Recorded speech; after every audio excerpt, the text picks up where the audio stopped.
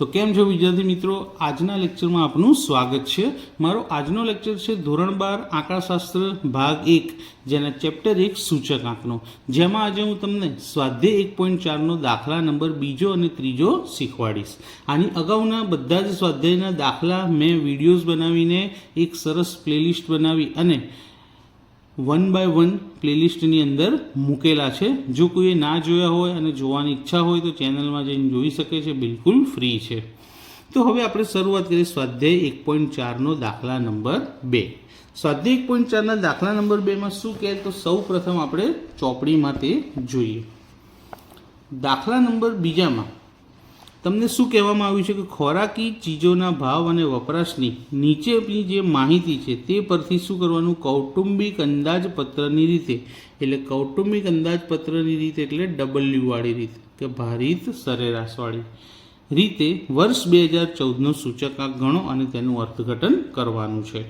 તો W વાળી રીત કરવાની છે, પણ આમાં ક્યાંય આપણને W અને I આપ્યા નથી, તો આપણે શોધવા પડશે। તો એના માટે પહેલાં આ જે કિંમતો આપી છે એનો ઉપયોગ કરશું। કઈ કિંમત આપી છે તો વસ્તુ એનું કંઈ જરૂર છે નહીં, પણ દોરવું પડશે ખાનું। વર્ષ 2010 એટલે કે આધાર વર્ષ છે, આધાર વર્ષનો જથ્થો પણ આપ્યો છે અને ભાવ।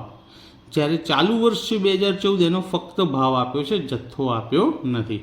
તો પહેલાં તો આને આપણે આપણી નોટની અંદર કોષ્ટક સ્વરૂપે લખીએ। તો આ રીતે દાખલો ગણીશું। તો કૌટુંબિક અંદાજપત્રની રીતે સૂચકાંક ગણો, અને કૌટુંબિક અંદાજપત્ર એટલે કેવો, ભારિત સરેરાશવાળો।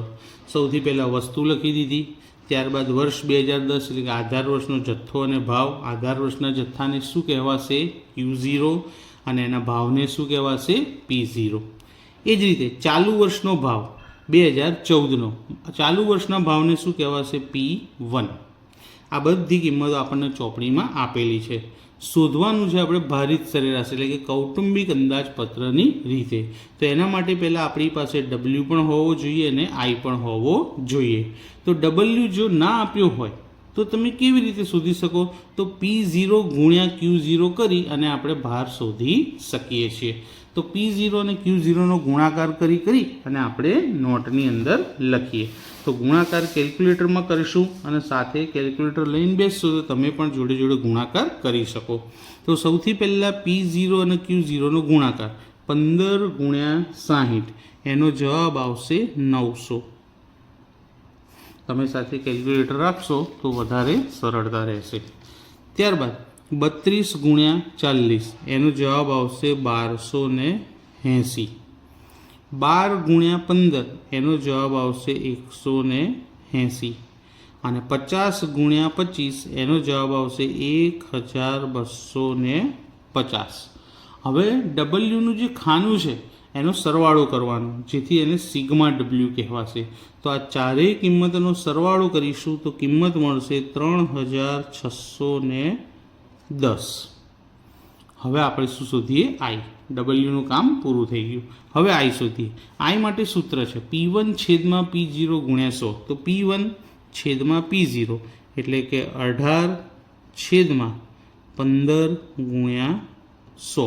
સૌ પ્રથમ બધાની ગણતરી લખી દઈએ। એ જ રીતે 40 છેદમાં 32 ગુણ્યા 100, 14 છેદમાં 12 ગુણ્યા 100, 70 છેદમાં 50 ગુણ્યા 100। હવે ગણતરી, તો ગણતરી કરવા માટે કેલ્ક્યુલેટર 18 ગુણ્યા 100 1800, 1800 ભાગ્યા 15, જવાબ આવશે 120। 40 ગુણ્યા 100 અને એનો જે જવાબ આવે એને ભાગ્યા 32, જવાબ આવશે 125। 14 ગુણ્યા 100 ભાગ્યા 12, એનો જવાબ આવશે 116.67। 70 ગુણ્યા 100 ભાગ્યા 50, એનો જવાબ આવશે 140। આ બધી જ ગણતરી હું જે બોલી રહ્યો છું એ કેલ્ક્યુલેટરમાં જ કરેલી ગણતરી છે। હવે છેલ્લું ખાનું શું છે, IW। તો I અને Wનો શું કરશું, ગુણાકાર। આ I અને આ છે Wનું ખાનું। પહેલો ગુણાકાર કોનો છે, 120 ગુણ્યા 900, તેનો જવાબ આપણો આવશે 1,08,000। 125 ગુણ્યા 1280, તેનો જવાબ આવશે 1,60,000। 1000. 116.67 ગુણ્યા 180 તેનો જવાબ આવશે 21,000.6. 140 ગુણ્યા 1250 એનો જવાબ આવશે 1,75,000. હવે જે રીતે ડબલ્યુનું ટોટલ કર્યું હતું એ રીતે આઈડબલ્યુનું પણ ટોટલ કરવું પડશે. તો આ બધી કિંમતનો આપણે સરવાળો કરવાનો છે કેલ્ક્યુલેટરમાં. જવાબ આવશે 4,64,000.6. 4,64,000.6. તો અહીં આપણું કોષ્ટક પૂર્ણ થયું. હવે આપણે સૂચકાંક શોધીએ. સૂચકાંક શેનો શોધવાનો તો રકમમાં કૌટુંબિક અંદાજપત્રની રીતે વર્ષ 2014નો સૂચકાંક. કૌટુંબિક અંદાજપત્ર એટલે ભારિત સરેરાશ. તો ડબલ્યુ વાળું સૂત્ર લખી દીધેલું છે મેં, સિગ્મા આઈડબલ્યુ છેદમાં સિગ્મા ડબલ્યુ.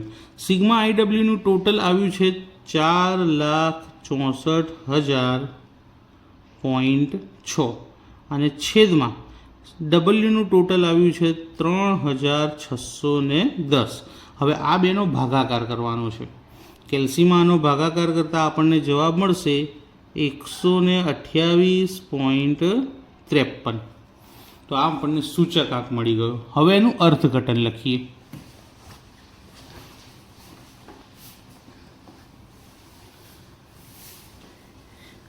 અર્થઘટન લખવા માટે બધામાં એક સરખી જ પદ્ધતિ હોય. અગાઉના દાખલાઓમાં પણ મેં અર્થઘટન લખ્યું છે, આમાં પણ સેમ એ જ રીતે લખીશું. તો આપણું આધાર વર્ષ હતું 2010. તો વર્ષ 2010ના સાપેક્ષમાં વર્ષ 2014ના કુલ ખર્ચમાં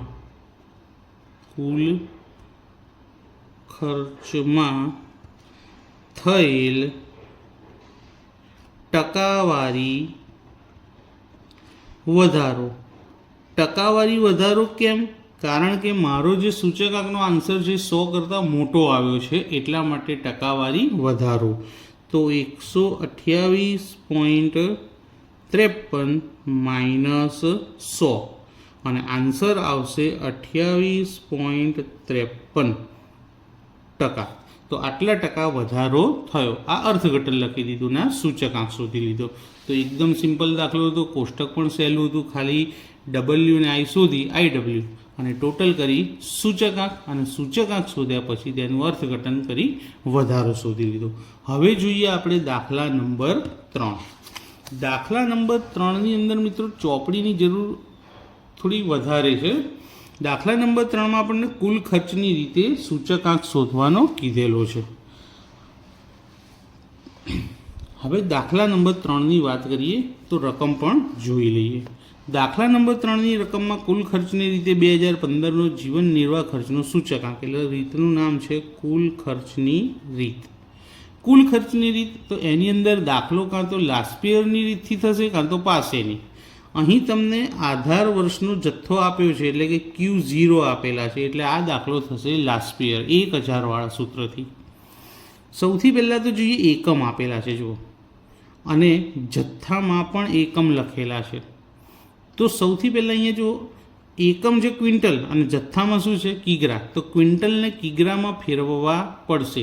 તો ક્વિન્ટલની જગ્યાએ આપણે એકમ તરીકે 100 કિગ્રા લખીશું. તો પહેલો એકમ શું લખશું? 100 કિગ્રા. તો અહીં એકમમાં લખી દઉં છું 100 કિગ્રા. ત્યારબાદ બીજાની વાત કરીએ. બીજામાં કિગ્રા અને કિગ્રા સરખું છે એટલે સેમ આવશે. અહીંયા લીટર પણ સરખું છે એટલે એ પણ સેમ આવશે. તો કેજી અને લીટર પણ કેટલા કેજી કીધા છે? 20 કેજી. અને અહીં કેટલા? 10 લીટર. તો 20 કેજી અને 10 લીટર. ત્યારબાદ અહીં ડઝન આપેલા છે અને એના નીચે જથ્થો શું છે? નંગમાં. તો ડઝનને નંગમાં ફેરવીએ તો શું થાય? 12 નંગ. એટલે આપણે આ જે ડઝન છે એને નંગમાં ફેરવી દઈએ. તો અહીં એકમ આવશે 12 નંગ. અને છેલ્લામાં તમે જો મીટર સરખું છે, તો મીટરની આગળ કોઈ અંક લખેલો નથી, તો ફક્ત શું લખી દઈશું? મીટર. હવે જેની આગળ અંક લખ્યો છે એ બધાના જ ભાવ લખતી વખતે આ સંખ્યા વડે ભાગવા પડશે. અહીં અંક લખ્યા હતો. જો મીટરની આગળ કોઈ અંક નથી તો એના ભાવને ભાગવાનો નહીં. તો સૌથી પહેલાં જથ્થા લખી દેજો. તો પહેલાંનો જથ્થો 50 કિગ્રા, 18 કિગ્રા, 12 લીટર, 20 નંગ અને 14 મીટર. હવે આપણે બધાને એક સરખા એકમમાં કન્વર્ટ કરી નાખીએ એટલે આ રકમ એમની એમ જ લખી દઈશું. 50, 18, 12, 20, 14 એ લખી દઈએ. 50, 18, 12, 20 નંગ અને 14. હવે ભાવને ભાગીશું. તો સૌથી પહેલો જે ભાવ લખશું એને કેટલા વડે ભાગવા પડશે? 100 વડે. તો પહેલાં બે ભાવ જોઈ લો, 1200 અને 1700. 1200 ને 1700 ને બંનેને 100 વડે ભાગીને લખવાના. તો 1200 ને 100 વડે ભાગું તો 12 અને 1700 ને 100 વડે ભાગું તો 17. એ જ રીતે બીજો ભાવ લખીશું તો એને કેટલા વડે ભાગવા પડશે? 20 વડે, કારણ કે આપણને 20 kgનો ભાવ આપેલો છે. અહીંયા 100 kgનો હતો, અહીં 20 kgનો છે. આપણે હંમેશા દાખલો ગણતા એક જ એકમનો ભાવ લખીએ છીએ. તો અહીંયા 20 કિગ્રાનો ભાવ ના લખાય, એકનો જ લખાય. તો બીજાનો ભાવ જો 340 અને 380, એને કેટલા વડે ભાગવા પડશે? 20 વડે. તો 340 ને 20 વડે ભાગીએ તો 17 આવશે અને 380 ને 20 વડે ભાગીએ તો 19 આવશે. એ જ રીતે ત્રીજામાં એકમમાં 10 લખ્યા છે તો ભાવને 10 વડે ભાગીશું. તો 30 ને 10 વડે ભાગીશું અને 40 ને પણ 10 વડે. તો 3 અને 4 આવશે. 3 અને 4. હવે અહીંયા ડઝન હતા, આપણે ડઝન કાઢીને શું લખી દીધું હતું? 12 નંગ. તો અહીં જે ભાવ છે એને 12 વડે ભાગવો પડે, 15 ને અને 24 ને બંનેને. તો 15 ને 12 વડે ભાગીએ તો કેટલા મળશે? 1.25 અને 24 ને 12 વડે ભાગીએ તો કેટલા મળશે? 2. છેલ્લું જે એકમ છે એમાં ફક્ત મીટર લખેલું છે, આગળ કોઈ અંક લખેલો નથી, માટે ભાવ જેમ છે એમનો એમ લખી દઈશું. 12 અને 16.